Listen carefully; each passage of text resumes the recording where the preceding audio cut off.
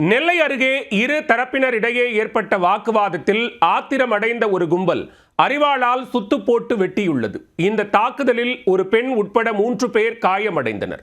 குற்றவாளிகள் மீது போலீசார் எடுத்த நடவடிக்கை என்ன? நெல்லை மாவட்டம் சீதர்ப்பநல்லூர் அருகே உள்ள வெள்ளாளன்குளம் கிராமத்தைச் சேர்ந்தவர்கள் ஜெயக்கண்ணன், மாரியப்பன். இவர்கள் இருவரும் நகரில் உள்ள எலக்ட்ரிக் கடையில் வேலை பார்த்து வருகின்றனர். இந்நிலையில் சனிக்கிழமை இரவு இவர்கள் இருவரும் அபிஷேகப்பட்டியில் உள்ள மனோன்மணியம் சுந்தரனார் பல்கலைக்கழகத்தின் எதிரே உள்ள ஒரு ஹோட்டலில் சாப்பிடச் சென்றுள்ளனர். அப்போது வெள்ளாளன் குளத்தைச் சேர்ந்த மற்றொரு தரப்பு இளைஞர்கள் அங்கு வந்துள்ளனர். அப்போது ஜெயக்கண்ணன் தரப்பினருக்கும் மற்றொரு தரப்பினருக்கும் இடையே எதிர்பாராத விதமாக வாய் தகராறு ஏற்பட்டுள்ளது. உடனே அங்கிருந்தவர்கள் இரு தரப்பையும் சமாதானம் செய்து அனுப்பி வைத்துள்ளனர். தொடர்ந்து அவர்கள் அங்கிருந்து புறப்பட்டு சென்று விட்டனர். இந்நிலையில் அவர்களுக்குள் வெள்ளாளன்குளம் ஊருக்குள் வைத்து மீண்டும் தகராறு ஏற்பட்டிருக்கிறது.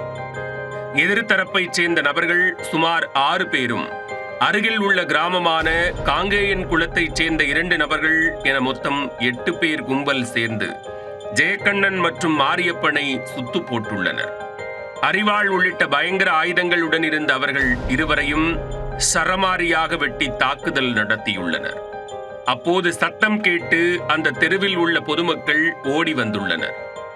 கும்பல் அரிவாளை காட்டி விரட்டிய நிலையில் அவர்களில் ஒரு பெண்ணை தாக்கிவிட்டு அங்கிருந்து தப்பிச் சென்றனர். இதனால் அப்பகுதியில் பெரும் பதற்றம் ஏற்பட்டது. தகவல் அறிந்து வந்த சீதர்ப்பநல்லூர் போலீசார் சம்பவம் நடந்த இடத்தில் விசாரணை நடத்தினர். பின்னர் அரிவாள் வெட்டில் காயமடைந்த பெண் மற்றும் 2 இளைஞர்களையும் நெல்லை அரசு மருத்துவமனையில் சிகிச்சைக்காக சேர்த்தனர்.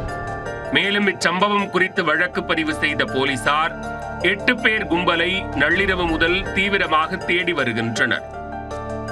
இந்த சம்பவத்தில் தொடர்புடைய நபர்களை பிடிக்க மாவட்ட எஸ்பி பிரசன்னகுமார் வெள்ளாளன்குளம் கிராமத்தில் முகாமிட்டு விசாரணையை துரிதப்படுத்தினார்.